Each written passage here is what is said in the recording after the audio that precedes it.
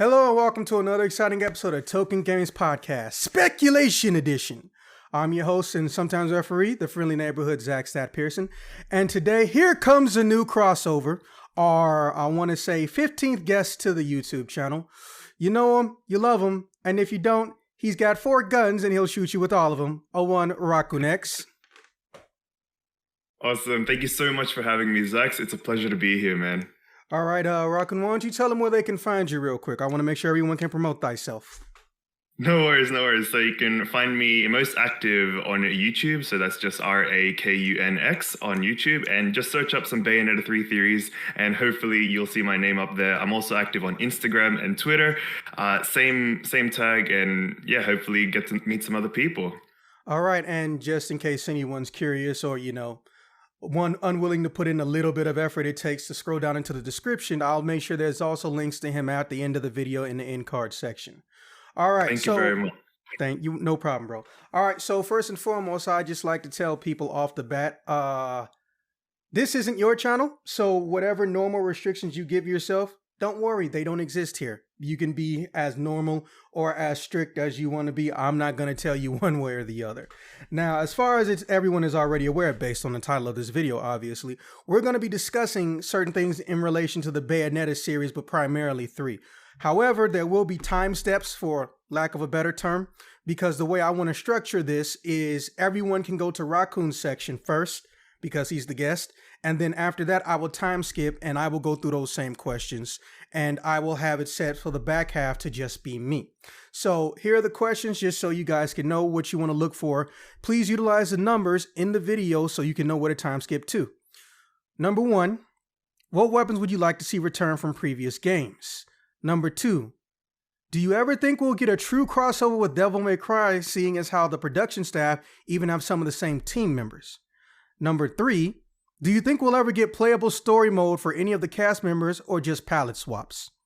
Number 4, I personally feel like we will primarily be fighting aliens in this new game. Because of this, I'm inclined to believe we may get weapons that don't adhere to normal concepts that the game traditionally uses. Medieval or Far East weaponry. So if this ends up happening, what kind of new weapons or weapon features would you like Rodin to craft up? Number 5, do you think Rodin is Lucifer or a being that can move between dimensions? I'll also be dropping my theory on why I think this may be, and don't worry, I'll keep it short. Number 6, what possible reason do you think Rodin, a near god tier being, is running a bar on Earth even for? That's been bugging me since the first game. Man, that's been bugging me over a decade. Wow, that's kind of bad. And, oh, man. Yeah, and finally, closing statements and gushing on what we want to see happen in the new title, as if we weren't already going to do that throughout the course of the whole entire video. All right, so Rakunx, why don't you go ahead and knock us out with what you want to discuss as far as 1 through 7?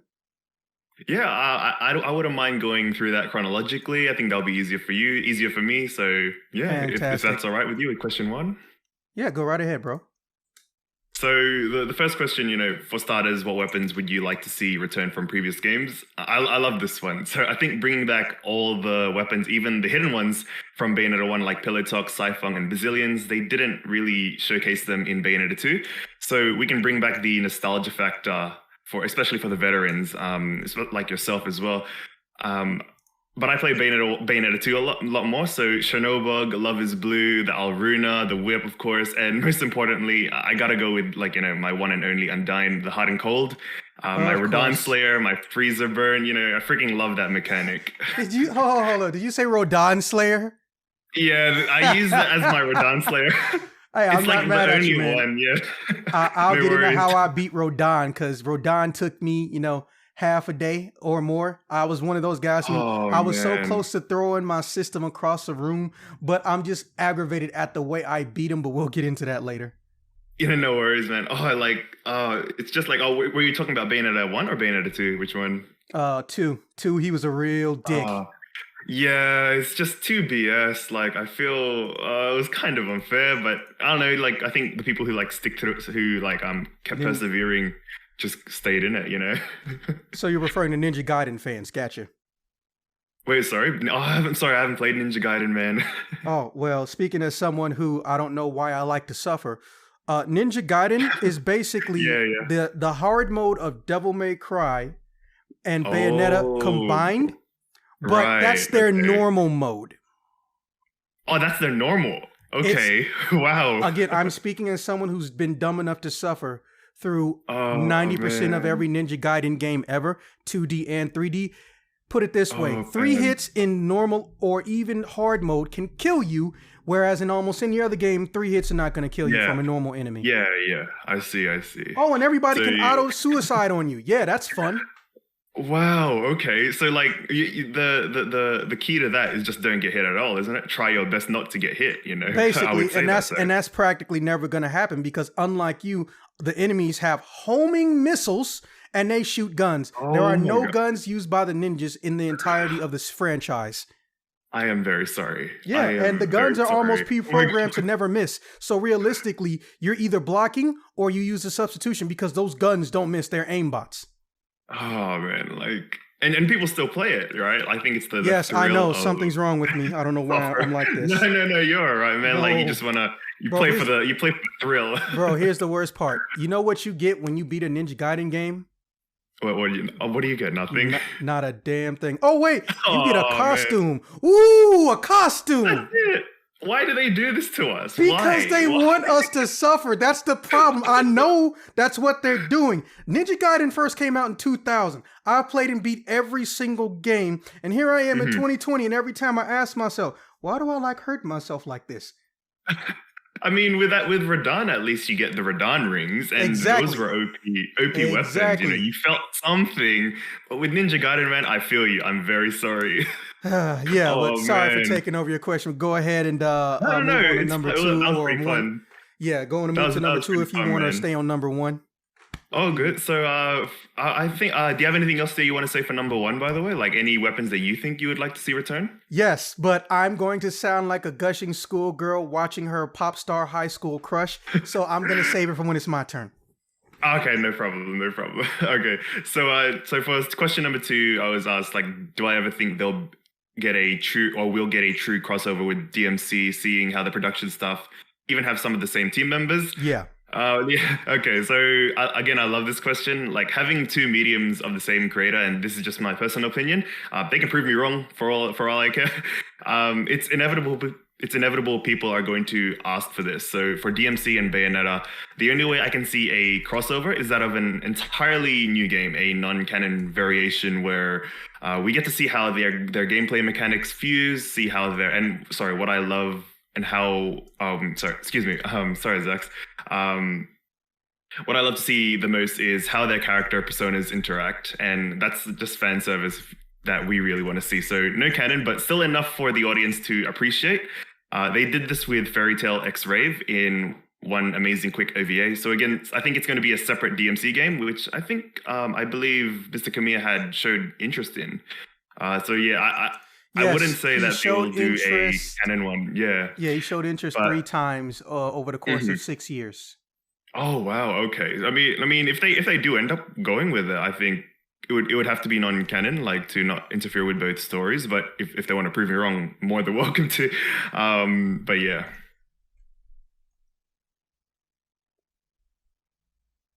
Okay, I mean you can move directly to the next question. Oh yeah, sure, no worries. I thought you were just gonna say something. Okay, so for number 3, do I think we'll ever get a playable story mode for any of the cast members, or just a palette swap? For palette swap, I think it's much easier to implement, and it's such a favorable feature for people who have different, favorite colors. They did this with Bayonetta's extra costumes. You have A, B, and C variants. So I don't see why they wouldn't continue this in Bayo 3. As for different playable story modes, 100%. They wanted to do this with Young Boulder in Bayo 2, but they couldn't due to time constraints. The best they could do now, especially with the thought of alternate timelines, playing as our Bayonetta, then playing as Brave Cereza, then John, then another. I feel they want to do it because they didn't get to last time, and the alternate timeline arc is a perfect fitting lore opportunity, I guess, to add this gameplay mechanic in. So I think that would be pretty interesting. I would love. That means more gameplay for us, So I wouldn't say no to that.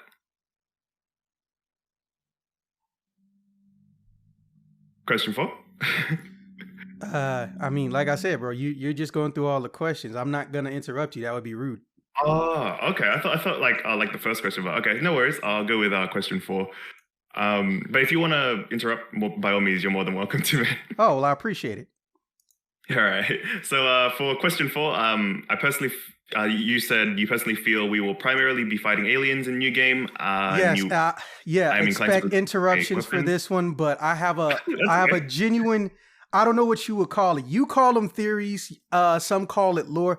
I think I Yeah, call yeah, it yeah. more of like an oversight that nobody Oh, caught, or either something that okay. people didn't realize when Okay. literally, and ironically, even though this is about Bayonetta 3, this comes from me just recently going through Bayonetta 1, or more specifically, the entire ambulance. Me That's okay. going through the entirety of the ending stage and also all the story elements Yeah, for the last stage of yeah. Bayonetta 1. There's some things that just look eerily, I don't know, reminiscent of one another that I was going to touch on, but go ahead and say what you was going to say. I don't know. I understand. Like, if you have the what was it, the oversight of aliens. So if it ends up happening, what kind of new weapons or weapon features would I like Rodin to craft up? So on the basis of there will be aliens. So based on that oversight, I think Rodin's definitely going to have to bring the weapons to the 21st, 22nd century. Thank you. And what I'm what I mean by that is it'd be fitting to bring in lasers, ray guns, bring like bazillions, even the retro 80s futurism that I know Mr. Kamiya is a huge fan of. Again, if we're going to go on the theory of aliens, which I talked about in my recent video, shout out to Sniper Iguana, by the way, possibly even a hybrid of older weapons to newer weapons. And, and what I mean by that is like possibly similar to Astral Chain. I'm so glad weapons. you put that thought in my head. I never would have thought no. that. Oh my God, thank you so much. I'm pretty sure you thought of it first. Fusion weapons? Yes, please. Oh, I think, have you played Astral Chain? I haven't played Astral Chain. But, I just got it recently. All my friends were telling me, dude, you need to go get this game. Well, look, in my defense, I had to hunt down a PS5, okay? It's hard out here. Oh, man. It's hard I'm out very here. sorry. Yeah, even here in Sydney, like, no one has a PS5 yet. I'm like, what? Wow, Bro, really?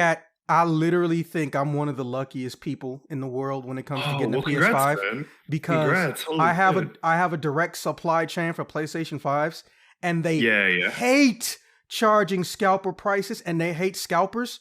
And they're in walking distance from me, and I can just go in there. The owner has my number. I was like, bro, listen, when's the next time you getting one?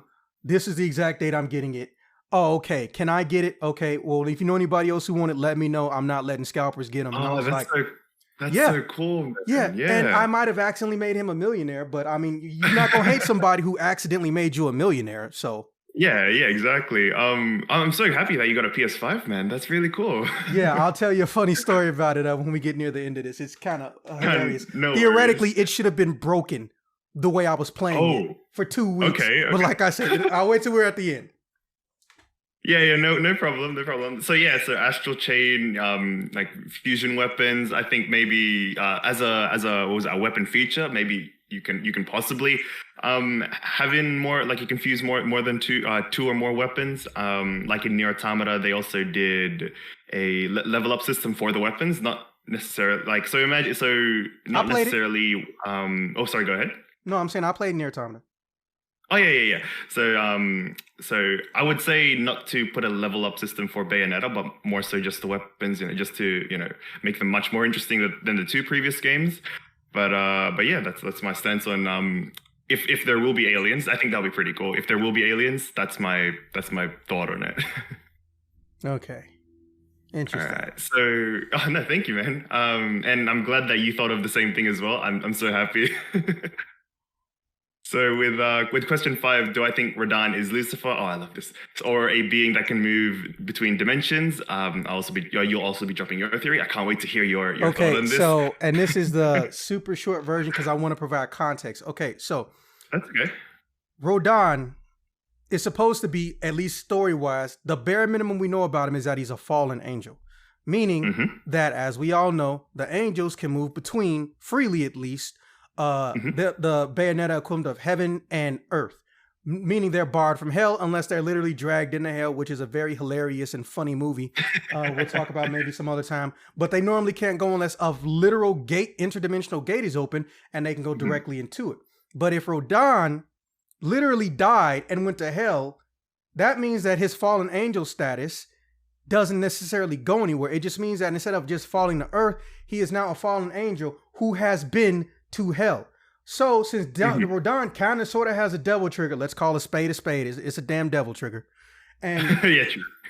yeah, and if Rodin has a devil trigger, but he also has supernatural strength in his earthly form, his human form, but he also has supernatural strength in his heavenly form, then Rodin is literally one of the only beings who not only can move between the three realms, but also someone has to allow that.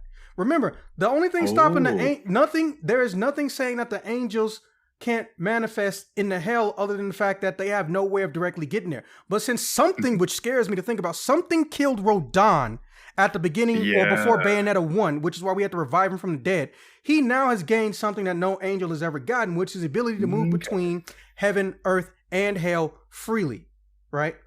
But he can also make, and this is where it caught me, of all things, me just hearing that, hey, I heard this in a video game once. What are you buying? That threw me off for a second. I was like, wait a minute. This motherfucker is in a bar. But he's a super omnipotent, super strong being. And he literally does not have to work for a living. And also he can create a direct dimensional gate to his actual physical bar. So when you're in Bayonetta 2, people don't forget this, but you're pretty much in pseudo Italy. Or you're in the Italian peninsula in a fake place called Vigrid.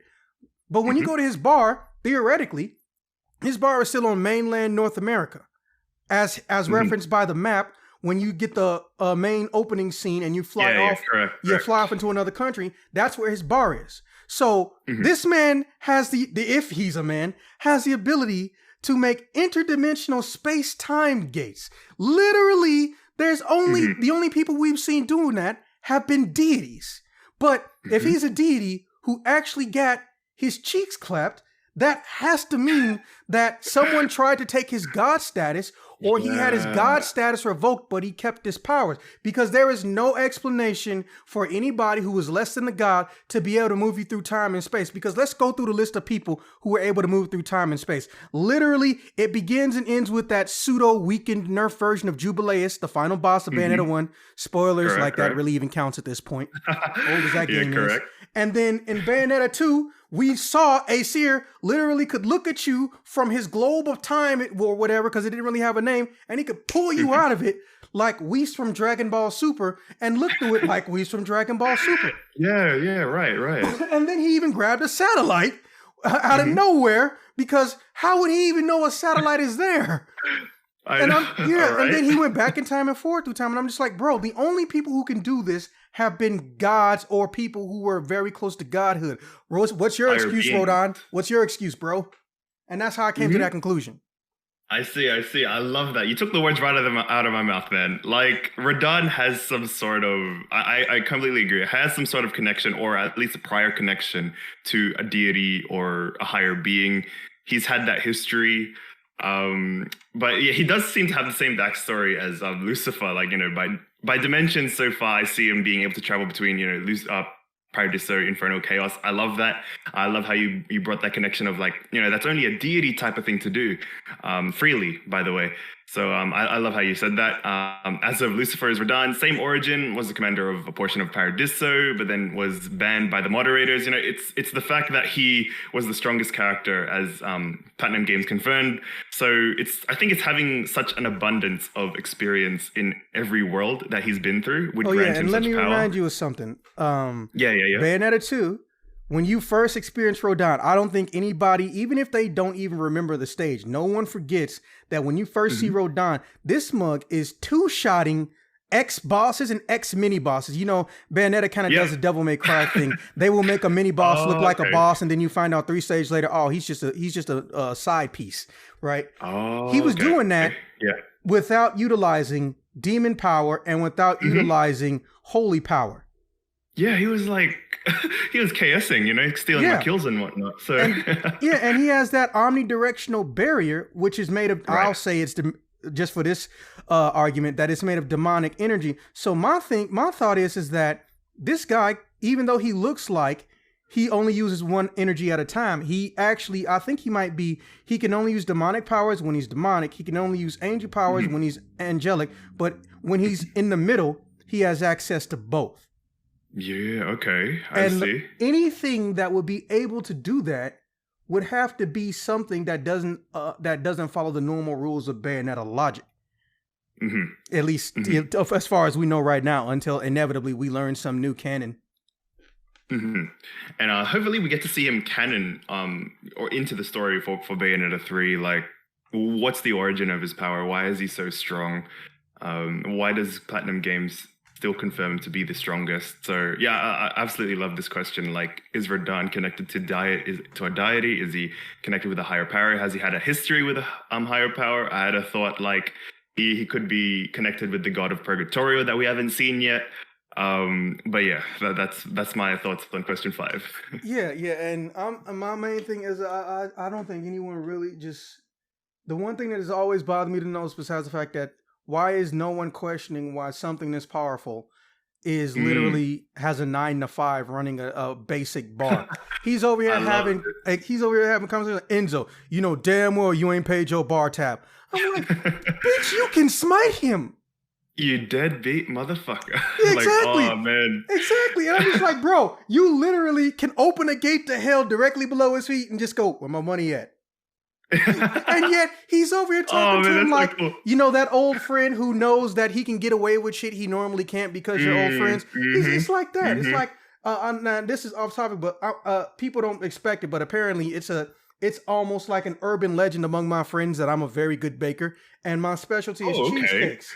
And not regular exotic cheesecakes, right? Yeah, so sometimes my friends come over, they will see a cheesecake or two on the stove. I'm getting them cold or I'm experimenting and I'll say, I'm not going to eat all this. And they will eat it without asking me half of it. And then when I tell them, oh, well, I'll just buy you another one. It's like, no, I made those. Like, no, you didn't. While they're still eating it in front of my face. That's what it feels like. Oh my goodness. I'm just like, no, okay, if I hadn't known you for 15 years, I would literally throw you out a window right now.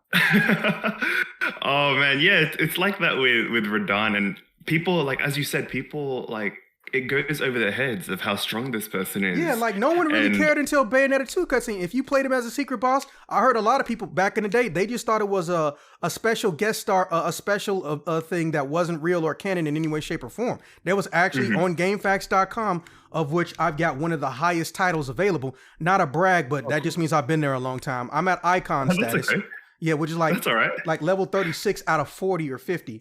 And oh wow! Yeah, like I said, I'm an old mofo on GameFAQs. They were actually having debates on if Rodin fighting him was even a part of the actual story or lore or canon. And I was just like, okay, I can understand why y'all got that. I can understand why y'all think like that. I honestly get it. Yeah. I mean, like, I think regardless if it's canon or not, I heard like some tweets and I think some interviews that Platinum Games said they were canon, but like I don't think anyone's beaten Rodin on the first try blindly though. That's my take. I've only seen one person get close, and I feel so bad. For her because no one believes her, and I was the only witness, and it's so sad. She said, I got him down to his half. He only had half of his final HP bar left. But then, you know, my dog came in and I wanted to play with it and I got distracted. And no one believes her, but I was there to witness her greatness. It was insane. Here's the crazy part. I gave her Devil May Cry 1 3 months earlier, and she got bit by the bug we've all been hopefully stuck with for the rest of our lives, whether we're too old to do combos or not. And she skipped everything and went to Bayonetta 1. Didn't know Rodin was a secret fight. So she had Bayonetta 2 on her Wii U. And oh, wow, okay. And I came out the bathroom and it's like, oh, hey, what you doing? Like, oh, I'm almost done with the bald guy. I was like, the bald guy? The bald guy? Rodin? I call them weaponsmiths. All weaponsmiths look alike to me. It's like, wow, if you change the words on that would be a problem statement. So she starts laughing, I start laughing, and then her dog comes in and just messing with her, playing with her feet. And I looked down and was like, you've almost got him dead on your first try? Oh my God. This was Bayo 1? No, this is Bayonetta 2. Bayo 2? She went from Devil May Cry 1 to Bayonetta 2, and she was kicking ass. She didn't play anything in between. Man. I was like, you shouldn't exist. Like that's a really good skill, mate. Like that is hand-eye scary. coordination to the max. Yes, you know? and this is one of the things I keep telling people. Like, some people don't realize that they could probably do really well in other aspects of life based on previous things they've done. Like, I've been saying for the longest time, true. if a boxer was a fencer, they could probably do some damage because of their speed would be practically unheard of for the sport. And then piano players. What if piano players play fighting games with big arcade sticks? Okay. They're always used to moving their hands around. I'm just like, they got the muscle memory and whatnot, you know? She's the only person. Yeah. Wow. I believe you. Don't worry, I believe you. At no, least it's I fine. It's like, I know, I've accepted. And this is before, I had any capture equipment. But yeah, why do you think he would possibly be running a damn bar? Okay, so he's that character. So the character that's the strongest, again, confirmed by PG. So he's just on the sideline doing his own thing. I would say he's the, I guess, Deus Ex Machina archetype. Like Mereoleona from Black Clover, Captain Marvel, MCU, Gojo Satoru, Jujutsu Kaisen. Like, they only intervene when it's crucially necessary. And because of their experience and strength, they have their own, little side hustle that they're so bored with. They're so bored of life. They're so strong. They have that side hustle to have. I think Rodin loves bartending from his playful interaction in the prologue. And two, he uses it as a Halo laundering scheme, or now it's the Magatama scheme probably in Bayonetta 3, for his real passion, which is blacksmithing and weaponsmithing and whatnot. So I think he just has that bar because he enjoys it, and he's just experienced so much in his life, and I'm pretty sure he's more than 1,000 years old by this time. And now he's just doing his own thing, weapon making and of course bartending. So yeah, it's just like his little passion. I think everyone has their hobbies, and I'm glad that the writers wrote him like that. And he's not just some stronghold boss waiting for you to challenge him. He has some relatable instincts to him, and yeah, that's I think that's the most plausible thing that I would think. He has a bar, and I love how you like that question too. Yeah. Well, when we get to my part, you're going to be in your feels because my answer is 10 times darker than what you said. I can't wait to hear that. All right. So I guess that brings us into, what do you want to see in the new title, as if you haven't already answered and said that 1 billion times? Without what I see with the new closing statements and what I want to see is, like, optimistically, this game is going to be amazing. People have been waiting over 7 years for it, and I think it's best to just appreciate the positives, be aware of the negatives, show your critiques, then express them respectfully, but also remember to enjoy the game. Again, it's only the second trailer. What I want to see, I hate to be the plug, but we have over 85 videos on what I'd want in the future of Bayonetta on our channel, Rakunx. No hate, congratulate. Sorry, what was that? I said no hate, congratulate. Thank you so much, Ben. But yeah, so the Demon Masquerade is one of my biggest loves for Bayonetta. We theorized that like a year ago that there will be a time where you'll be able to fuse with your Madama, and we were just double so happy trigger. when we saw Oh, I'm sorry, some guy. Double trigger. I don't know what that was. Yeah, the double some trigger. got stuck in my We've throat. been I'm waiting. so sorry. No, you're all right, man.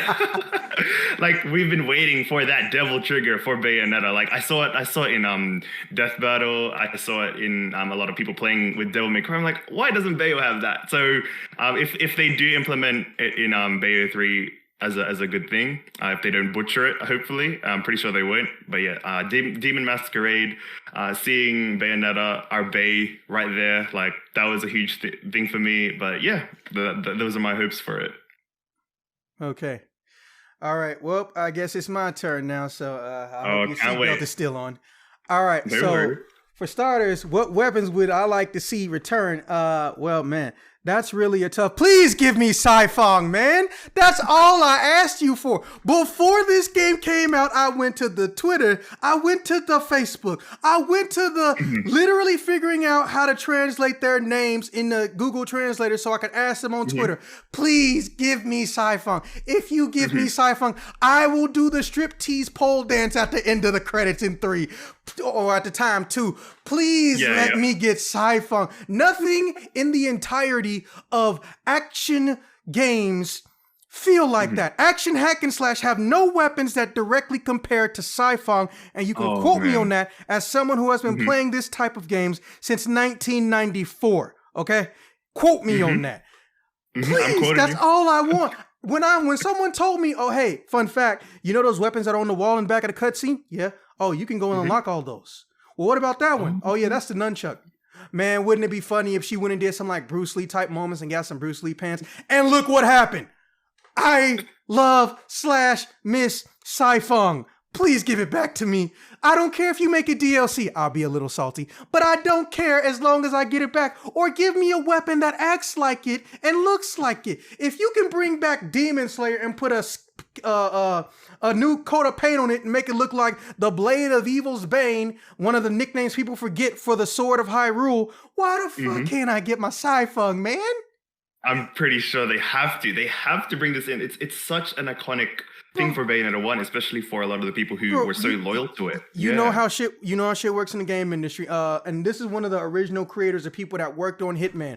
Well, back in the day, and sometimes even to a more prevalent extent in the far east, us video game designers, mind you, this is barely a paraphrase. Us video game designers will think we're doing the right thing when we get to game number 2 or 3, and then we'll sit on our ivory towers, and then when it comes out, find out, okay, this one thing we thought was the bomb, you guys didn't like. And I feel like that mindset is still there. In fact, Maximilian Dude has spoken on this, and I've spoken about it too, because people didn't believe me from the times I've met developers well before I ever went to E3. And there's this, it's a phrase, and it's even on Wiki, it's got its own Wiki page, so you know it's bad. It's called not made here, or it's the Japanese equivalent of saying not made here, which is the belief that because you don't have something readily available or have direct access to it in this country, you shouldn't try to attain it from another place or even seek to go after it, even if it's been tailor-made for you. And it's annoying, but it's a real thing. And a lot of developers used to think like that, and it's a pain in the balls. So the way I look at it when it comes to Platinum games, they always said that they like to do what they want to do. They get that people need to buy what they like, but they try to make games for themselves. And if you're trying to make a game for yourself, you're not necessarily thinking about Sci-Fong. So that's why I say, at a bare minimum, they should do like Smash Brothers for the Smash Brothers 4. Hey, who do you want the last 2 characters to be? And that's how we pretty much got, Cloud and Bayonetta in the first place. Hey guys, what weapons do you want to see return? Don't worry, we won't change anything, but we'll charge you $5 for it. I'm salty, but I will buy it. I will reluctantly buy it. I'll buy it. Yeah, we would. Well, I know you gonna buy it. That goes without question. But I'll even like, and if they only do weapons that were unique, like don't nothing feel like the ice skates. The ice skates were a very unique situation. Oh yes, okay. I would love to go through. I would love to get my Sci-Fong back. Other than that, I'm already assuming it's not going to show up. So I'm just going to say in advance, I want to see it return because there was some missed potential and opportunities with it. I want to see a return of the hammer. But what I want to see is, ironically, a fusion weapon. I love that whip, the Bayonetta 2 version of it. People don't realize, like, if you catch somebody in a witch time, you can actually throw them no matter what size they are, including the bosses. That's correct. That's correct. And then they're so free, and you get a happy birthday for like the next 30 seconds, even after the witch time is over. I loved it, but not many people caught on to it. I want to see that come back, but since we can't put the hammer on our feet, bring that whip back and make it grab the hammer, so when we swing our foot, it swings the hammer. Yeah, exactly. That's cool. There was a dumb toy that I don't know why people loved before in the 90s that we had. It was called Skip Beat. I think that's what it was. Literally, it was basically like a ball and chain, like with Chain Chomp, but it would go around your foot, and you could actually time how many times it went around your foot. It was literally. Yes, I remember. Oh, that. you remember that? Yeah. Oh, well, yeah. Yeah, well, in primary school, we played with it. Yeah. I think we just dated ourselves, but it was basically our generation's equivalent of a slinky. It's stupid. It serves no purpose, but we all wanted it. But it's so good. I know, exactly. We all wanted it, but it was dumb. I acknowledge it though. Yeah. So that's I see. what I really want. I want the dual whip back because the single whip was dumb. But if you can fuse it with the hammer, that'd be great. So now I can swing it with my feet. I'm pretty sure it'll be slow because it'll do the most damage. I wouldn't be surprised if it was a secret hidden weapon like with Sci-Fong because of the damage level. But that's what I'm looking for. But Now, that's all right. Like, yeah, go ahead. Keep going. yeah, now for number 2, look, Mm-hmm.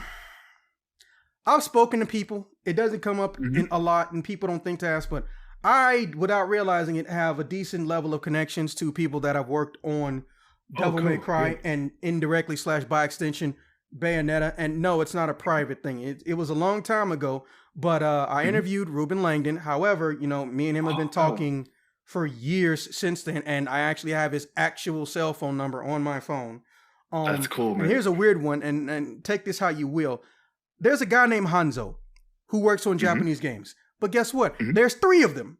They're different people, but there's a Hanzo that worked on Devil May Cry, or at least I think he's the one that worked on Devil May Cry, or he's just a guy who's got the same alias as Hanzo and just happens to know him, and he wants to keep his life completely and totally private. He's not like a snitch or giving out secrets. He's just scared of the internet, so he called himself Hanzo. But the other guy, I guess he's a public figure, but he still doesn't have social media. People don't realize it, but almost every game you play and like, usually the people who made them are 20 years older than you.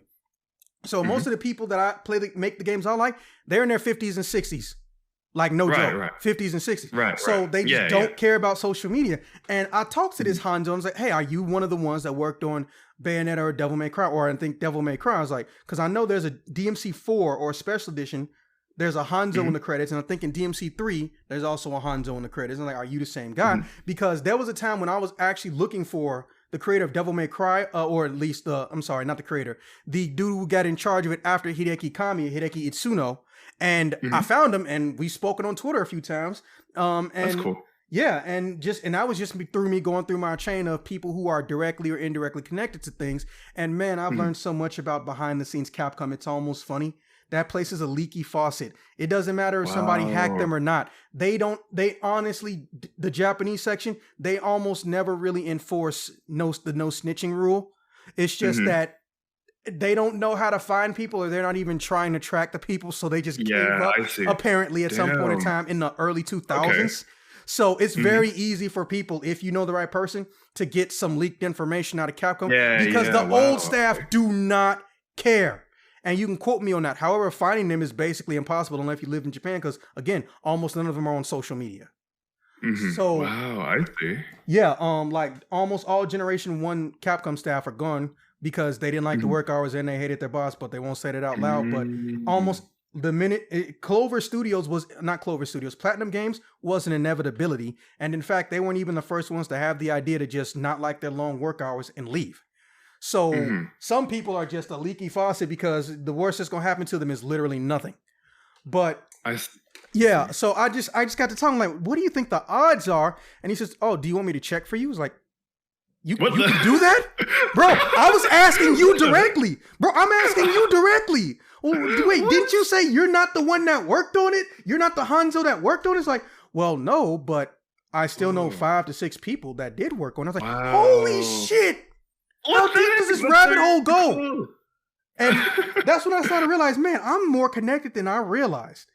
And then, yeah, I know, like, what are the odds? So I was like, okay, listen, I'm not telling you to do something or get some direct quotes that'll get me or you in trouble. Oh, nothing's going to happen to me. I was like, but that's not my point, though. So look, I just told him, look, Hanzo, if you know where to get or talk to the Devil May Cry Hanzo, the Bayonetta Hanzo, or anybody besides, the action choreography people, like the producer, the name everyone forgets, because Hideki is not the producer. People forget that. Until they made that Devil May Cry 4 special edition interview, almost everyone forgot that Hideki is not the producer. He's just the director. He was never the producer. It's kind of funny. It's just, you will see the name in big credits, but the face is what you attach. So I was like, look, listen, this is what I really want you to do. I want you to gauge how easy is it for Bayonetta, specifically Bayonetta and Dante, to appear in the same place. And this leads into that statement that I typed while you were talking. Oh, they already did. I was like, are you serious right now? Don't lie to me. Where is it? Here's the thing, though. I'm asking him this on April 2nd. So I'm like, don't fuck with me, man. Now, I don't know what you know about North America, but we have a holiday called April Fool's Day. Literally, it's the goal of people, even big corporations, to try to prank you. So it's like, and this is the day after. But I'm just like, man, please don't be messing with me. He's like, no, it's okay. Listen, I'll link you to it. So apparently, there's a Shin Megami Tensei game where Dante and Bayonetta are in there, which would sound like a cool idea. However, it's one of the gotcha money gambling games. So if you get Dante, you probably spent like $100. If you get Bayonetta, you probably spent like $100. I'm like, bro, that's not what I meant. I just want to point out that's not what I meant. Man. Okay. So I talked to him and I said, listen, do you know off chance if anybody in the production team maybe has some issues? Like, no. The people that met and talked to each other, and if they became friends, they became friends for the most part, or they just think of each other as respectful co-workers, even if they don't see them too often. So, okay, so that's the ground level, but I'm talking about upper management stuff. Oh, well, to be fair, I don't think Platinum has ever directly asked the current producer of Devil May Cry, hey, can we make the next Devil May Cry, or can we do some form of a crossover? However, he reminded me of something I forgot about, because Capcom's North America's website situation is very dumb. And I'm saying that as someone who used to play a lot of their games. Their website situation has always been very, very stupid compared to the Japanese version. Literally, the Capcom website, almost going from like 1996 to 2002, was the same page. It was like stagnant. Then they had one overhaul. This is when Seth Killian got more involved, also from Chicago too. And Seth Killian started, trying to actually foster a community and supposedly encouraging behind the scenes a more functional, up-to-date Capcom website, which was kind of cool. However, there was also a forum section that that they have. Platinum used to have, or either still has, a account on that forum section. And and during the time of Devil May Cry 0, the Platinum Games account, and again, I'm not saying this was Kamiya, because it's just got account. It says P-Star. They still will not confirm or deny that it's their account, but it talks to nobody, and it just speaks on Devil May Cry. And it said at one point, it's a shame to see what has happened to the things we used to love, or something like that. I used to have the screenshot, but then I realized, man, people didn't care about it. People only cared about that one statement that Itsuno accidentally made, where he said he was going to replace Dante with Nero, which still haunts people to this day, but that's a whole nother matter entirely. Right. Yeah, he did that in a whole interview. I was like, no, this man didn't just say that. And this is before 4 even came out. So yeah, but that's another matter. And I just like, listen, so you're telling me that no one just thought to pick up the phone and talk to somebody? It can't be that simple. Well, no, it's also a matter of, does the higher ups care about who's doing it? It's like, okay, look, I know I'm on the ground level, but you need to, I don't think you realize how vague you sound to me. I was like, can you please explain to me what you think you're trying to say in as plain English as possible? I don't speak English. I'm using a translator. Like, I'm sorry, that's a North American colloquialism. I phrased that wrong. Long story short, can you simplify what you're saying to me? And that's when he explained to me. The way Capcom looks at getting a game done is, well, to my knowledge, and this could have changed, and I'm not saying this is still canon, structurally correct the way Capcom is run. They like to think up a plan about 7 games at a time. Not all simultaneously at once, but 7 years worth of content. So if they know that they're only going to do 4 games, they knew they were going to do those 4 games in a 7-year time span or something like that. When it comes to the big titles, the big titles. Right. There's also a franchising and licensing and merchandising department that was built up primarily by the president of Capcom back during the golden era, ironically, the era that most of the Generation 1 and 2 people hated to work in, like Street Fighter 2 and all that. And that department is considered a very, very, very important department because, well, it's not because it makes money when video games aren't new. It makes money continuously. And before the advent of, mobile gotcha money games, the merchandise department was thriving. Because if you stop and think about it, if there's one company who you will always see merchandise for in every single tax bracket, it's Capcom, Marvel, and Disney. Right. Yeah. So they made sure that even if they can't make a top seller, they can get money off their franchising and merchandising section. So that's really easy to get licenses and approval. But to my knowledge, and mind you, I don't work in that department. At no point in time was it Platinum Games just call up that department at all, ever. But at the same time, at no point in time did the producer of Devil May Cry, or at least a dude who went from, games 2 through 5, call up Platinum Games and say, hey, do you want to do it? Also, Hideki Kamiya and Itsuno have met, and they've confirmed that they have a mutual respect for each other. So literally, no one knows why it hasn't happened. They're just not asking. And that kind of annoys me. Because it's like saying, you know what? Hey, I got this peanut butter, but I don't have chocolate. And you stand in front of the Nutella restaurant owner. We have a Nutella restaurant in Chicago.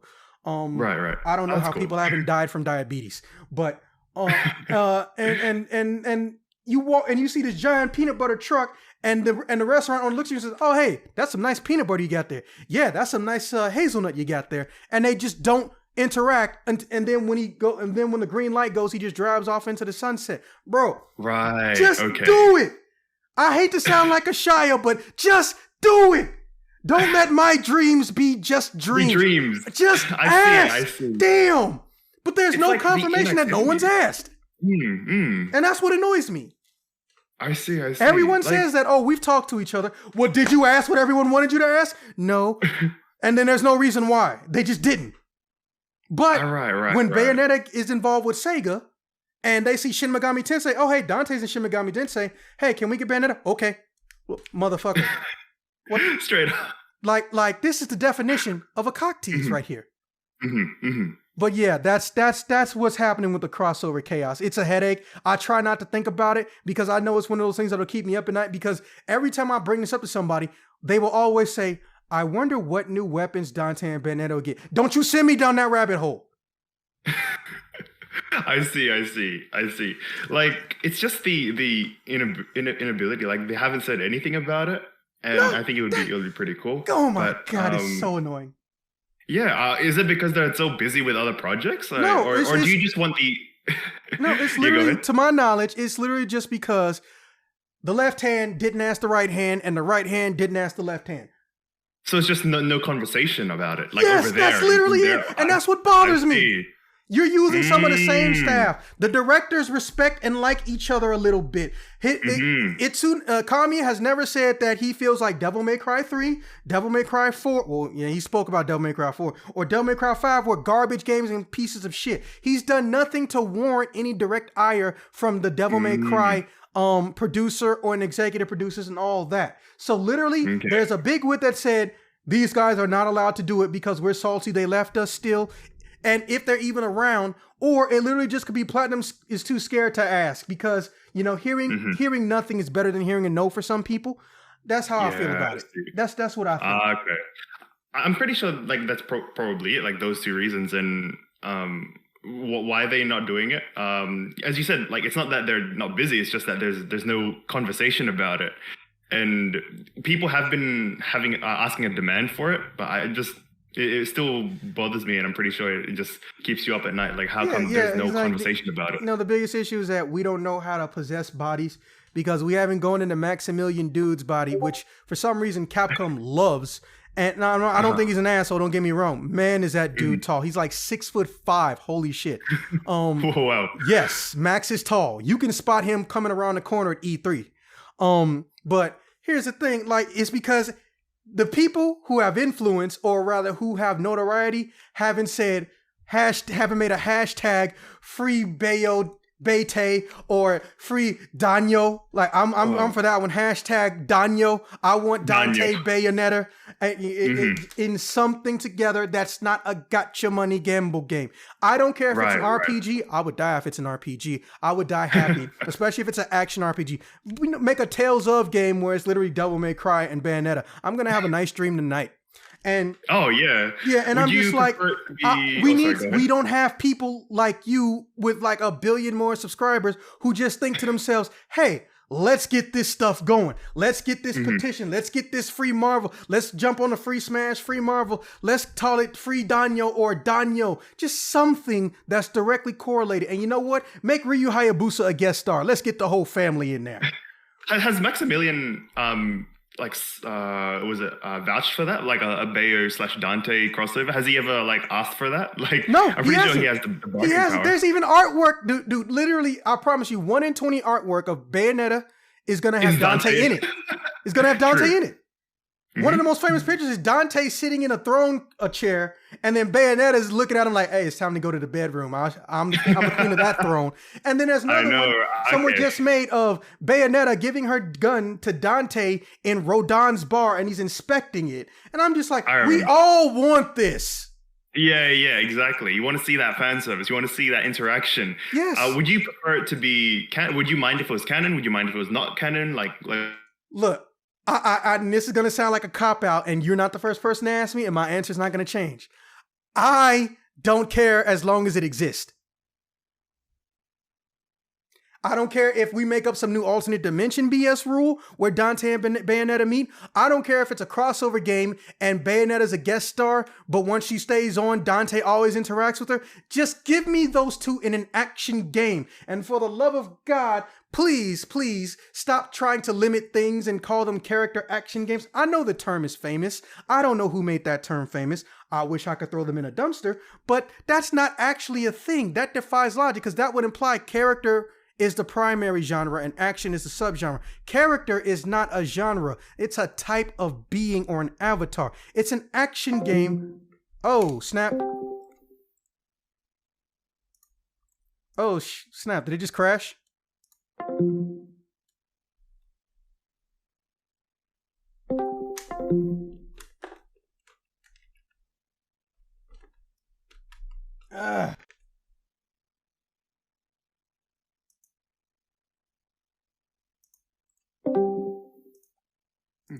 Okay, can you hear me?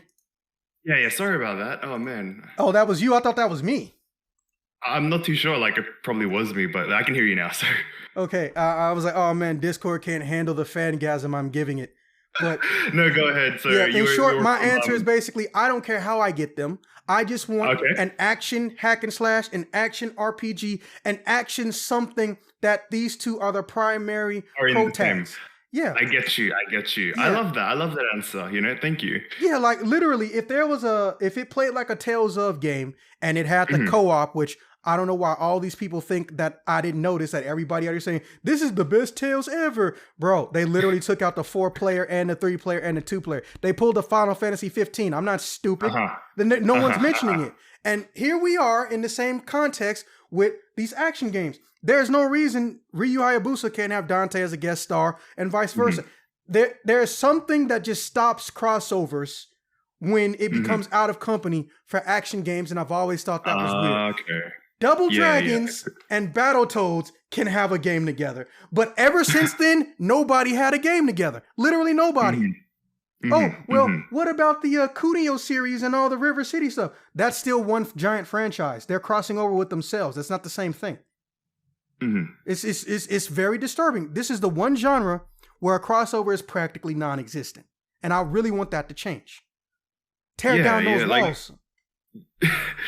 Exactly. Do you think it'll ever come by probably when Bayonetta 4, Bayonetta 5 comes out? Does Bayonetta have to... Yeah, keep going. Here's what I think, and I'm glad you asked me that. I think that what's going to happen is they're going to finish the entire game, and then someone's finally going to go to Capcom and say, hey, look, can we make Dante a guest character? Can we make Trish a guest character? Something like that. Yeah, and I think that's going to be the closest we get. It'll be non-canon, but you can use him in, the online or offline co-op. If they bring back that same mode, I hope they do. Or you can use him in place of Bayonetta in the story mode, but when you get to a cutscene, it'll show the default Bayonetta instead of Dante. And I think if that's the best we're going to get, at least for the foreseeable future, because like I said, they're just not talking to each other for no reason ever given. Yeah, right. I see. All they say is, well, I mean, if Capcom asked us to, motherfucker, did you go ask? Did you ask? I know, right? Exactly. Did you ask? Yeah. That's how I feel about it. Now, that's cool. Yeah. Now for the big four. Okay, so number 4. Now let me put you in the mindset real quick because I just did this like 20 minutes before you picked up the phone. That's all right. You're playing John. It's the end of Bayonetta 1. That giant rocket ship, which is made of some type of ethereal materials, because as we know, there is traditional gold and then there's halo metal or angelic metal material, which are two different things, right? Correct. We don't know how those halos are made, and those halos never match the type of halo that the angels have over their heads. But when you're going up that rocket, which is supposedly powered by fossil fuel, what happens when it breaks apart? You see a bunch of human-like characters hugging each other and being next to each other, and they're propelling that rocket. But also, when you touch them and they start dissolving and fading off and disconnecting from the rocket, what happens? They turn into a green color. So you got a humanoid-like substance that went from gold to a tealish green color, being used to produce or project some type of ethereal energy. Now look at those. Now look at that big fat boy, or I'll just call him Sumo Boy for the time being. Look at Sumo Boy, which Bayonetta fights when he forms up in Bayonetta 3 trailer. He's a green humanoid blob coming together. Correct. Yeah. And then they turn into a solid, or they can turn into a liquid. I'm just like, I think that there is some type of way to manipulate and utilize the energy of the soul. Maybe halos, in some level, are more than just, obviously they're more than a currency or a status symbol. What if the halos have some type of canonical connection to forms of energy or being able to present energy? Because the bigger the halo, as we've learned, with the exception of Aesir, the bigger the halo, the more dangerous and powerful the angel was or the boss was. Correct. So I think that, because it also, we learned that people sacrifice themselves for Jubileus and stuff. I think that these aliens, now this is why I think they're aliens, they just know how to harness that same power. And the reason they know how to harness this same power primarily could be from something that we don't realize. Because as far as we know, there's no logical reason why Rodin is the only weaponsmith or demon smith or angel smith, if you will. Technically, I'm not sure if he would count as an angel smith, but guess what? We've never actually seen a full-fledged angel smith.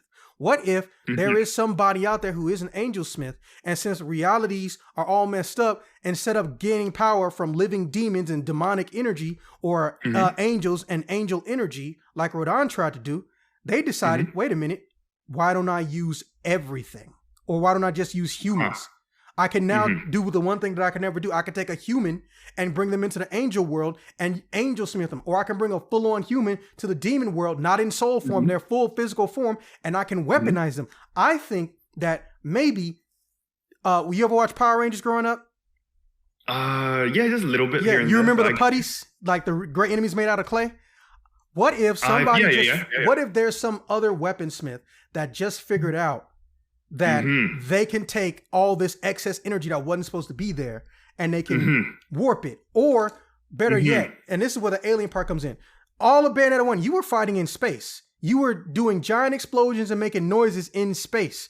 Who's to say there wasn't some extraplanetary being or a being that exists outside of the dimension, another deity, maybe the Purgatorial God, and they said, okay, I need to hit a proverbial reset button. Because if I don't, everything's going to collapse in and on itself. Now, another thing people don't remember, because again, this is 20 minutes ago for me.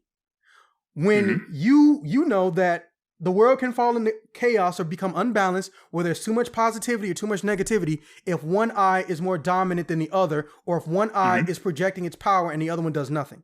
But imbalance. Yeah, but Jubileus, Baldur said, while he was trying to make the eye not shut, wait a minute, don't do this. If you do this, you will create, for lack of a better term, chaos, because we'll have a Jubileus that will basically want to destroy everything until there's balance again. And while John's pulling out Cereza and getting executed, he says, then it's better to not wake this thing up at all. I think it is alive, and it's still alive, and we may see it again, because remember, we just saw it in soul form burning inside of the sun. That's not a confirmation it's dead. And let's not. You can always come back. Yeah, and plus the way they phrased it, it kind of seems like if Jubileus truly died, all of existence may end. So I don't think Jubileus is dead. I think Jubileus is just stuck or stuck in the gravitic field of the sun. Or maybe, like I said, some extraterrestrial force wanted to find out what the hell is going on over here. Why is the moon got a giant machine inside of it? Which I'm pretty sure you touched on. Oh, thank you. Thank you so much for referencing that. Yeah, because I've been following your channel for a long, almost since you only at like subscriber 100 or something. But really? But here's the thing. I don't remember exactly all of what you said. But I think that, because that's one of the things that, ironically, as you know, Ruben loves alien stuff, and I'm one of those people, like, I refuse to believe that we're the only sentient life, but I don't know, I'm not exactly trying to look for it, because what if it's a douchebag and it hates us and it's got better technology? Exactly. They don't have to be our friends. True. There's this device that has been theorized to exist, and I forgot what it's called, but it's a true thing that telescopes and scientists have noticed, that there's some form of a star or maybe a planet where the light rotates downward and across like a scan. Like it's scanning north-south and then it goes across east-west. Wow, It should not exist. And no one, but we don't have a telescope strong enough to see exactly what it is. But we know a star or any form of energy is not supposed to do that. What if these guys were inside of that moon and they saw, or they were imprisoned by the Lumen Sages, or they were imprisoned by the Umbran Witches, or the Umbran and Lumen Sages had some more that we're not going to be told about until Bayonetta 3, where they had to combine forces and they had to stop this thing. And that's why whatever that thing is inside the moon. Please. Yeah. Yes, please. Oh, man, I love and this. Whatever, and in Bayonetta 1, that thing got out. But the reason it wasn't a threat in Bayonetta 2 yet is primarily because Aesir was still there. It's like, oh, wow. Yeah, you really fucked up, bro. How about you stay there? And he put some stasis barrier, or maybe he teleported them off somewhere in the deep space and whatnot. And these things either A, they want their revenge, or they want to just destroy the eyes of the world for some reason. Because as far as they're concerned, the eyes of the world don't need to exist. All life should just be managed by itself. And they think primarily, if we destroy this, everything's going to be fine. There will be no true gods. There will just be different species and whatnot. There are so many options. And that's why I say, I feel like this is some aliens who might have tried to mix their technology with the new dimensional auras and powers that are around. Because there's too many incomplete instances of Bayonetta's lore not explaining something, not because nobody asked, but because it feels like it wasn't told to Bayonetta yet, so there was no reason to tell us. Like, theoretically, Bayonetta could have already asked Rodin, hey, Rodin, what the fuck are you 10, 20 years ago? Remember, we don't know how long they've met. We just know it's been over 10 years, right? And Bayonetta already knows, but everyone else doesn't. You know? Yes, correct. So as far as I'm concerned, John may know about a war that happened where the Lumens and Umbran teamed up against a great threat, stuck it in the moon, or they launched it into space, and now it's back because whatever was stopping them, I love that. Okay. whatever power was stopping them no longer exists because the power was related to the eye of the world, the left eye or the right eye. And since it's unbalanced, they're like, okay, let's come in, take over, or let's go beat that thing up so we can never get sent off again. I feel like there's going to be a third, I don't want to say entity, but a third regime or a third not corporation, a third damn it, not witch, like guild, allegiance. Yes, some type of tertiary, I think that's the correct term, some type of tertiary organization, religion, or magical entity. Because think about it, we still have yet to see warlocks, and basically warlocks are basically male witches. We still haven't seen, there's some third group that's coming in and they're capitalizing on the chaos that old Bayonetta accidentally created. And that's why I kind of think we might get the other Bayonettas back, or we may get weapons that normally wouldn't have existed. Because as far as we know, there's no direct explanation why Bayonetta does not utilize her old weapons other than they used to work on Capcom logic. And let me tell you what I mean by that. Capcom was the king of having old characters get new weapons and never explaining where the old ones went for literally eons. Literally eons. We didn't really get explanations to nothing for 40 years. The only exception is Devil May Cry, and that took them almost 15 years to explain. Dante sells his old demon weapons to get money, to pay for things in between getting jobs. That's still a little bit crazy for someone like him to do, because what if the demon possesses the human or some shit like that? Also, who was he selling them to? As far as I'm concerned, he could be selling them to Rodin, but they'll never let that happen. Ooh. No, not even a conversation about it. So like, I see. I love the fact that there might be there's someone out there. I love that archetype of like they've been there since the very start, but they're only showing up now.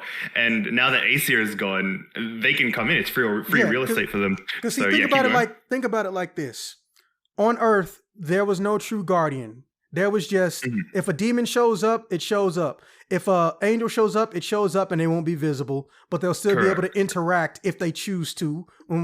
But the demons have a harder restriction or placed on them, and we still don't know who's doing that, but they just do. The way I look at it, maybe a godlike entity said, you know what, you guys are the worst ones out of the bunch. You gonna stay below everybody. So really, we got 4 factions, but we don't have 4 representatives of the 4 factions. So then also you get to the end of Bayonetta 1. There's something inside the moon that they acknowledge is there and they won't explain what its purpose is for. Then you get to Bayonetta 2. Bro, last I checked, Bayonetta 2, the moon somehow fixed itself, or or either the moon just somehow forgot that it had a giant gaping hole in it, because the moon in Bayonetta 2, I think one time or two times you see it, it's perfectly normal again. But here's the thing I'm going to tell you. We don't actually know what caused Bayonetta's stuff to go berserk, her demons to go berserk at the beginning of the game inherently. All we know is the entire moon turned red.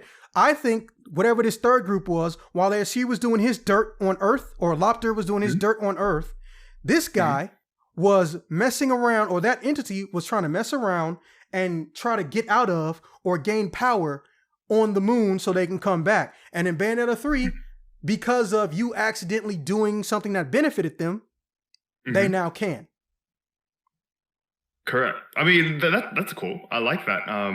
That oversight. Yeah, because in Bayonetta 2, she says, a lumen sage. Oh, well, you're quieter than the last one I met. I think that's not Baldur, first and foremost. But why is she fighting in that war?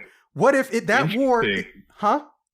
Interesting. I was saying interesting. What if that war, because everyone talks about this scene is not in the rest of Bayonetta 2. What if Bayonetta again goes back in time, because it's the Bayonetta 2 her, and she's in that Umbran Lumen war where they had to fight this entity that was in space, because she got sent back in time by whoever can send people back in time in Bayonetta 3. And the primary one, the present one, is fighting the threat in the present, or trying to do something that helps her stay in the past. And the future one, if we get a future one, or we just get another one, is going to help her out as well. So that can still tie into your theory where we get 3 of them.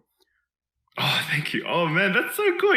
You're making my spine shake, man. I love it. Yeah, and that's how I look at it. Like, there has to be another force, because first off, everyone likes to think that maybe this is the new John once the timeline got messed with. But no, this may be a John from the future who's going back to when this threat first started and is trying to get help.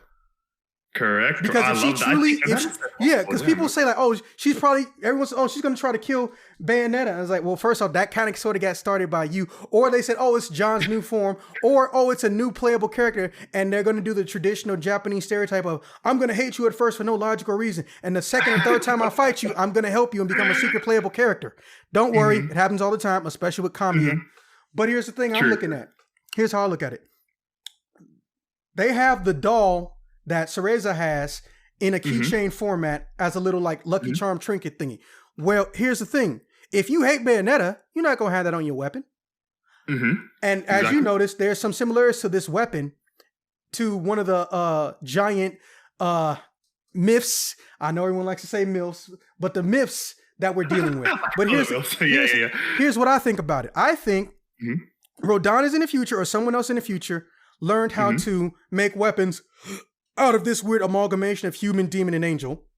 And this person is coming back into the past and trying to give you those weapons, because a lot of your shit isn't going to be effective on the big guys or something like that. For all we know, she may have to do the demon fusion, because she realized nothing from the earthly realm is truly hurting these things, including magic. So you either got to have angelic, or you got to have demonic, or you got to have this new third power and entity. That's how I look at it. I see. Yeah. No, I love that. I think future John is a huge possibility, and it really links really well with the bigger threat that we were fighting. I like the tie with the Records of Time, the end chapter that you put in. That was pretty cool. But yeah, I love it, man. And that's how I think we get our because I know it's been a while since we mentioned, but that's how I think we get our question 3 characters. I think they're going to be playable in the story, and that's what I think they're going to be from. They're going to be future versions of the characters, or they're going to be relatives of the characters in the future, and they've got new weapons and things that these guys can use because they can't touch him. And I think for the first time, Rodin is actually going to get involved, because Rodin realized, okay, this is a new kind of threat. We need something. We need help. Yeah. Or either he's just curious, how can I make these guys into a weapon? Because he's got an opportunity he's never had before. The fusion of human, demon, and angel. Yeah. So basically weapons that are meant for someone like him, because technically he's all 3 at this point. All right. Correct. And yeah, so for my 3 and 4 combined into 1 for the most part, but I don't think we're getting palette swaps this time. I think there will be a classic Bayonetta, a Bayonetta 2, but they'll be using their default weapons. But I think we're going to have genuine characters for the story mode. And I also think that it's because of these aliens that may have gotten triggered by the moon getting shot at, right? Okay. Now, for number 5, do I think Rodin is Lucifer, Can't wait to hear this.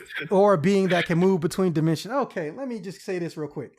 First and foremost, Rodin already existed in the form that he is before Bayonetta 1 even happened. Something fucking killed him, which terrifies me, because we still have no confirmation what killed him.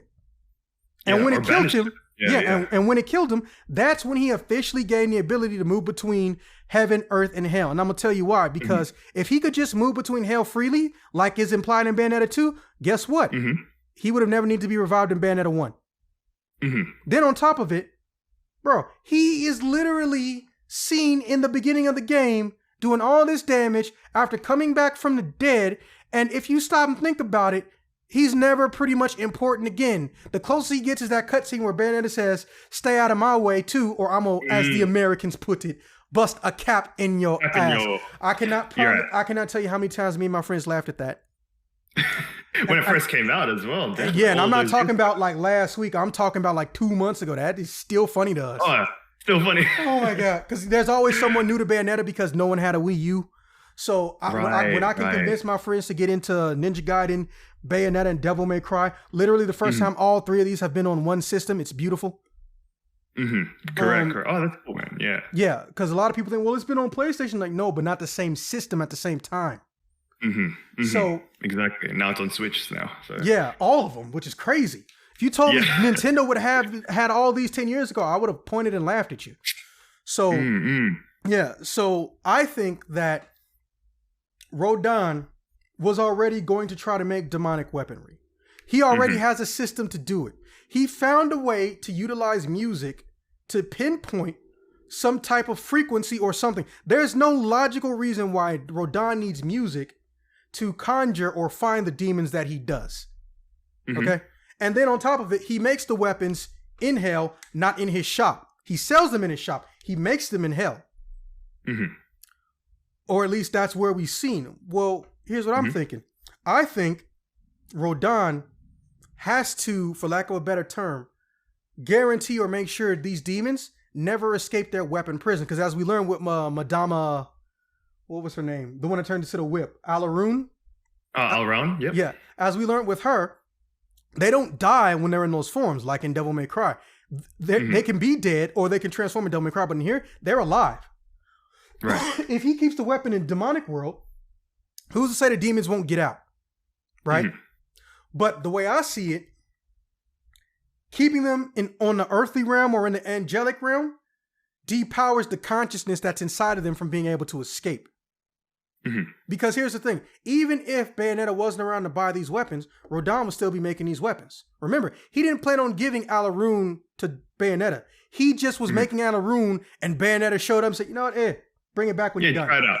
Yeah, exactly. That's literally what he said, bring it back when you're done.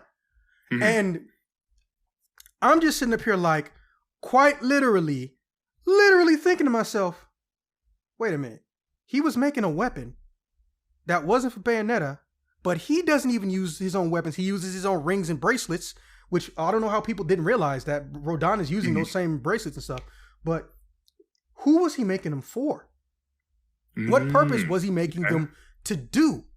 If he has a hobby, I get it. So this is why I say mine is going to get darker than yours. I think Rodin wants to get revenge on whoever killed him, or he literally wants to get revenge on whatever constitutes God, or maybe the king of the kingdom of heaven, because there can be gods and there can be kings. We know that Jubileus, Lopter, they're considered gods, but we don't know who the rulers of these places are. Who is the ruler of hell? We don't know.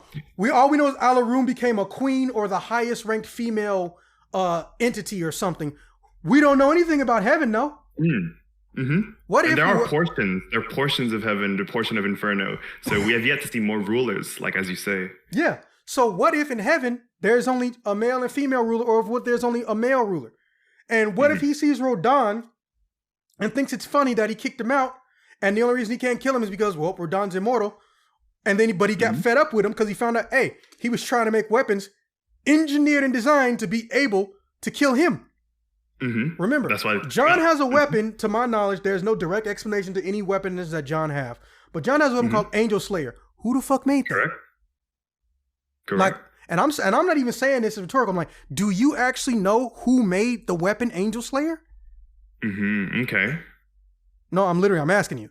Oh no, you're asking me like so I'm pretty sure it was Rodin, right? Or is it someone else? No, that's what I'm saying. And if you look at the lore, which I'm probably going to do while I'm talking to you, if you look at the lore for Angel Slayer, it doesn't specifically say anything about who figured out how to make this and what demon was used to make this. And it's called the Angel Slayer.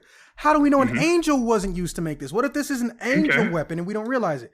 So I'm gonna just look this up because I can edit and fast forward this. Bayonetta, Angel Slayer. Walkthrough, Lost Chapter, Bayonetta Fandom Wiki. Perfect. Angel Slayer is an unusual katana used by John and is her equivalent to Shiraba. Said to be the twin blade of the aforementioned demonic katana, its incredible power has been used numerous times to slay Laguna. Now, Laguna is... Laguna, yep. Yeah, Angel of Paradiso, right? Mm-hmm. Or at least that's what it links to. Angel Slayer is expressed to be John's preferred weapon, being one of the other weapons she wields in combat against Bayonetta several times, along with All for One. This weapon existed before Shiraba did. Okay. John had this weapon.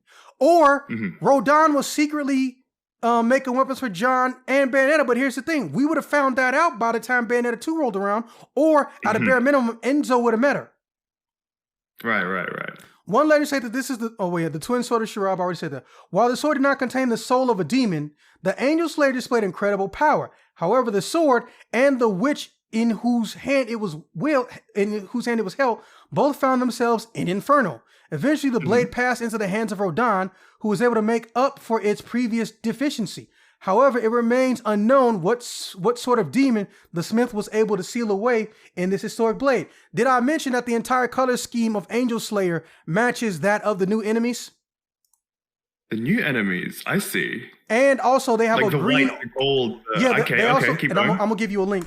And they also have a green teal aura going through the center of the blade. And whoever used this blade, angel or not, witch or not, gets sent to hell for using it. Bro, this weapon feels like it could be lost in time and came from the Bayonetta 3 era or the future beyond that when everything was combined.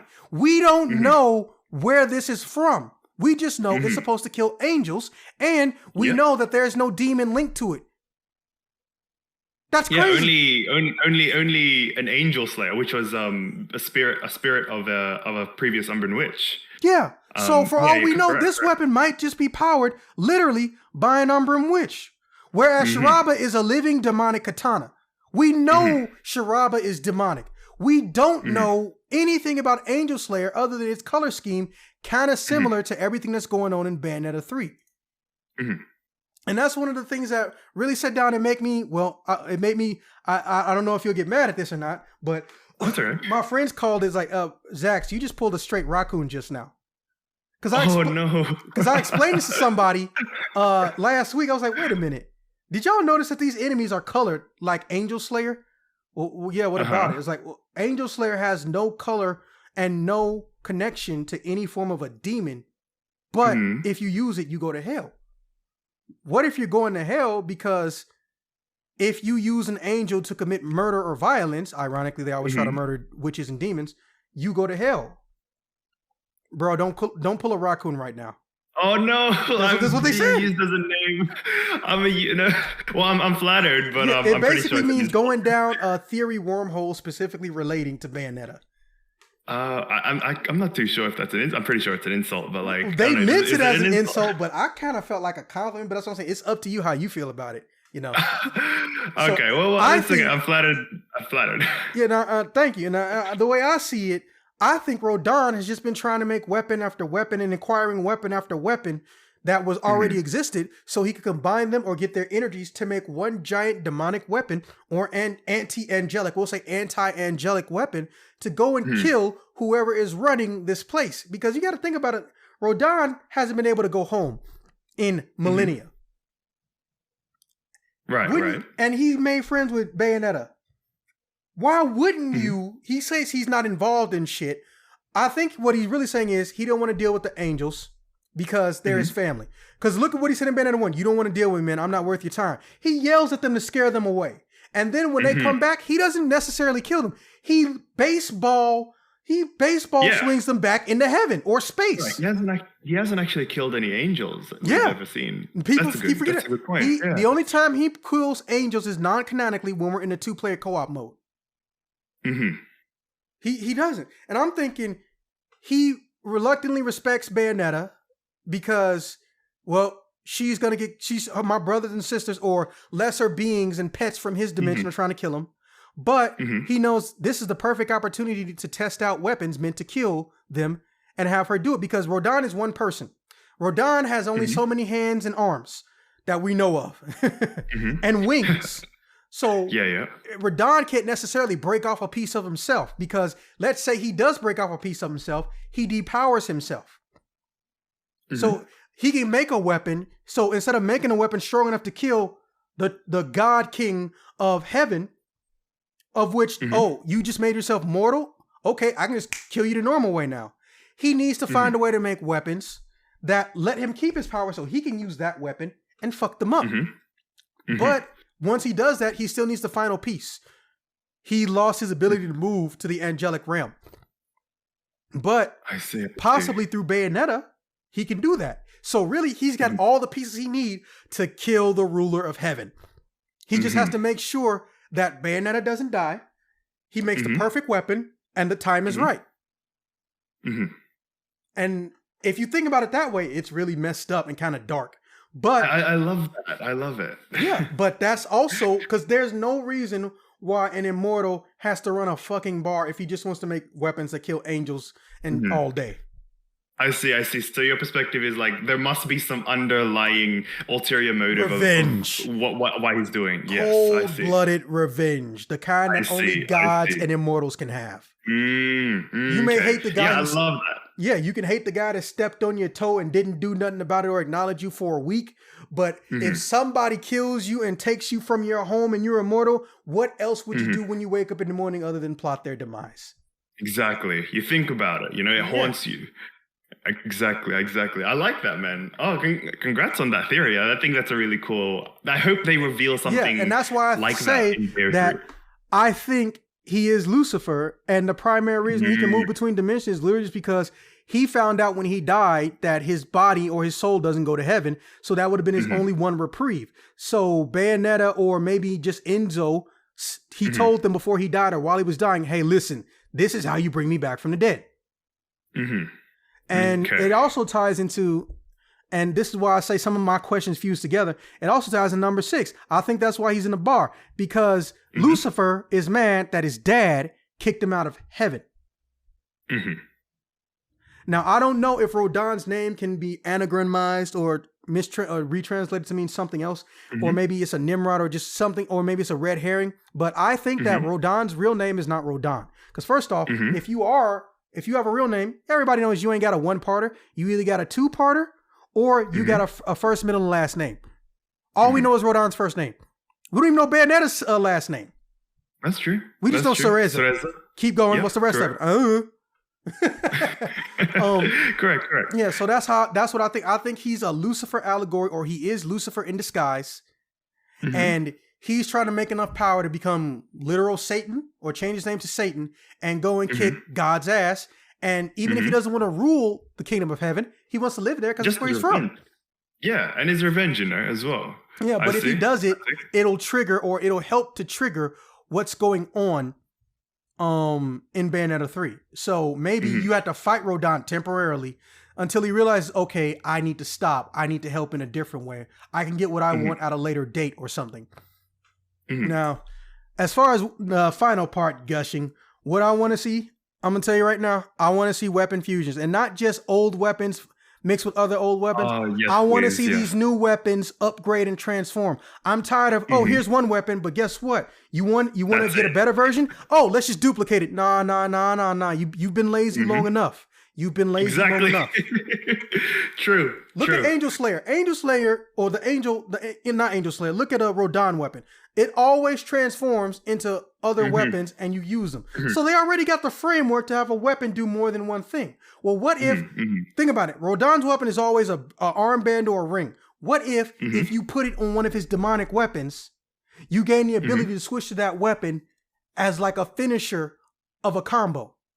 Mm-hmm. So now, okay. I get you. Yeah. And you can use like L2 or R2 mixed with some other button, and now you can switch which weapon is the primary and the dominant. So what I mean is, let's say, and this is a hypothetical, you got the Alaroon whip and you got the hammer, but you press one button, the hammer is the dominant one and Alaroon comes as the finisher. So maybe you swing the hilt of the hammer around and the Alaroon blade, Alaroon whip comes out, so you can pull enemies in closer to you and you can hurt them that way, or you can finish them with the hammer even though they normally would be too far away. Dude, that's really what I was doing when I had Bayonetta anyway. I had Alaroon on my feet, and when I went to hit somebody with my hammer, I know they gonna dodge this shit, but if I yank you in like I'm Scorpion, you gonna get over here and you gonna get this hammer to the face. I love it. Okay. Yeah. But now if you press the other button, now you got them switched. So now you're swinging the hammer at the end of Alaroon. Your attacks are really slow, but they do stupid damage. Yes. You know? And that's one and weapon. Imagine. Sorry, go ahead. No, I'm done. That was what I was going to say.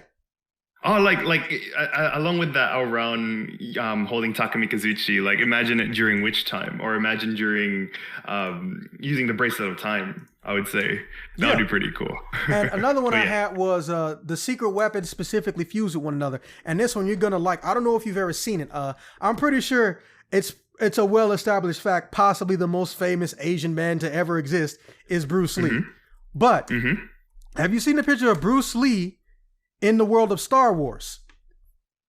No, I haven't. No. Oh man, this is a legendary picture. This picture has been around forever. Someone even went and made and redid one of his fight scenes based on this one picture that they made. Let's see it. Yeah, it's gonna be crazy. There's literally a whole entire chain of images about it. Let's see. Oh, okay. I've never seen this before. That looks cool. Bro, Pillow Talk and Sci-Fong. That's Pillow Talk and Sci-Fong. Keep talking. So you use Sci-Fong, and it's normally acting like Sci-Fong. But now when you charge it up, you get two options. You can transform it into Pillow Talk where the beams come out of it, and you swing it around. Or you can charge it up again to the third level, and you can launch the stuff around. So now you got the projectiles running around there ricocheting, but they also have a piercing effect and a stun ability. But while that's happening, you can still fight normally. So now you've activated two modes. You've got the close range mode, which feels the most like regular Sci-Fong.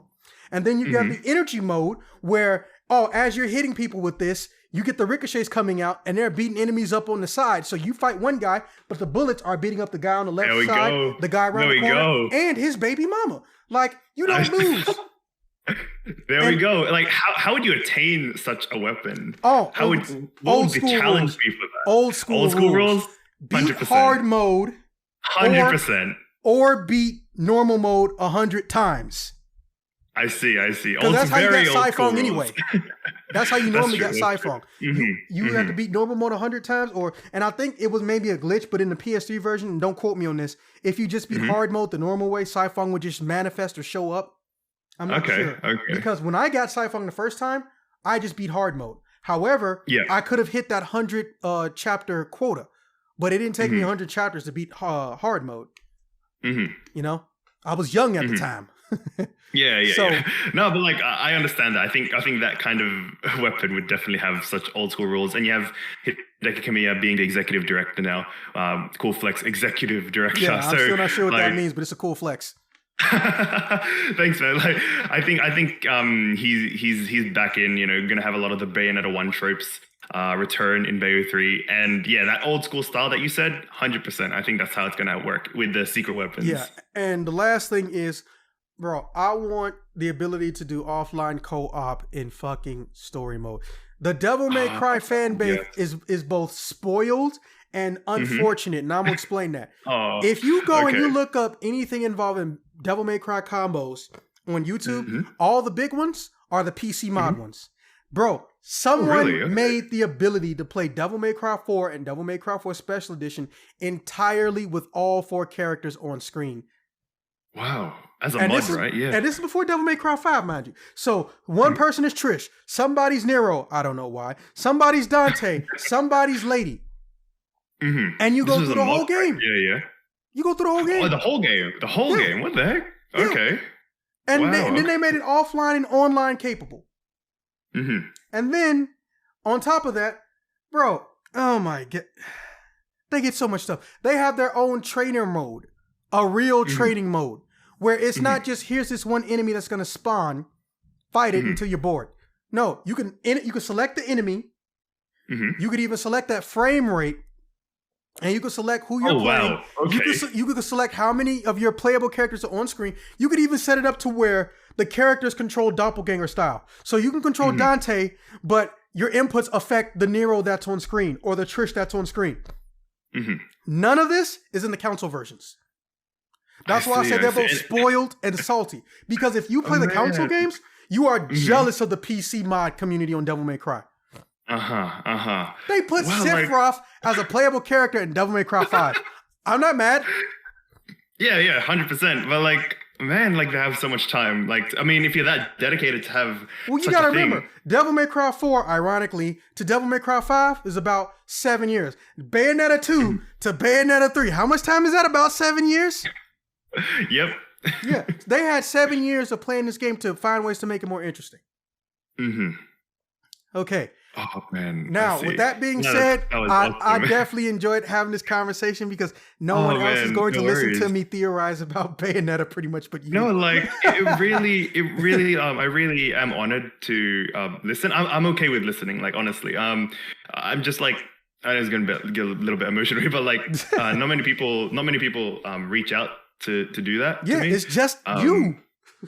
Yeah, I just really like, thank you so much for respecting me, because I don't bash anyone on their theories or how this theory is better than this theory. No way, no, I don't like doing that. Yeah, me neither. Like, and I like, because here's the thing: the way I look at it, if you destroy optimism, that's the same as destroying creativity. So if you destroy someone's ability to think on any level, whether it's focus, technical, based in reality, or optimistic and dream, you destroy some level of creativity or their interest in being creative. Yeah. And that is the worst thing that can happen to a human. A human who has no ability to be creative is a scary thing to me. So when I see somebody who basically, and I mean this with no disrespect, built up a whole channel on being able to theorize, I feel nothing but love and respect. And I just hate that there's so many people, and you haven't seen it, but there are people who just say, well, he seems desperate, and they'll sit up here and shit on you, but then they're subscribed to game theory. Oh, man. You're going to make me tear up. I'm like, just hypocrites, bro. Oh man, like first off, I'm very sorry that you had to like see those people turn into those. Like, I think they just let it consume them, and at the end of the day, like we're just people, and we just gotta learn how to have fun and like enjoy each other's company. Exactly. How can we help each other? Like, I can vouch that a lot of my theories are like they're heaps, like a lot of them are bonkers, a lot of them are like fanfic and alternate universes and whatnot. But people like like at the end of the day, that's what's important. People like it. Yeah, fan fiction exists like because people like to see it. Well, again, like you're warming my heart, man. Like, thank you so much. And also thank you for defending me. Not many people No do. trouble, man. Absolutely no trouble. Oh, that really means a lot. And I just hope that people can at least see our perspective, and before judging, hopefully you enjoy some of the content, and as long as you guys enjoy, like that's all I care about. And I just wish you great health and nothing but the best, man, honestly.